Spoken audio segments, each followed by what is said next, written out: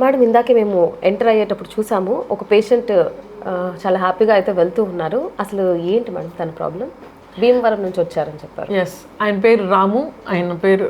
ఆయన భీమవరం నుంచి వచ్చాడు.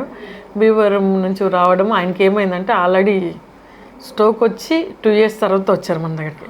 మన రివ్యూస్ చూసి మన వీడియోస్ చూసి ఆయన నమ్మకం కుదిరి ఫోన్ చేసి వాళ్ళు ముందుండే డీటెయిల్స్ అంతా మనకి పెట్టి మళ్ళీ ఇక్కడికి వచ్చి మేము ఏం చెప్పామో అవి మళ్ళీ వాళ్ళు తీసుకొని మన దగ్గర రావడం జరిగింది.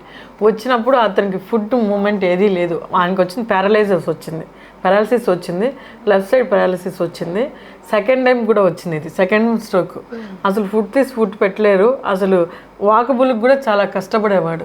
అలాంటిది మనం చేసిన పంచకర్పి ద్వారా, మనం ఇచ్చిన ఫిజియోథెరపీ ద్వారా వాళ్ళు చాలా హ్యాపీ ఫీల్ అయ్యి వాళ్ళ ఫీలింగు హ్యాపీనెస్ని అలా ఎక్స్ప్రెస్ చేస్తారు.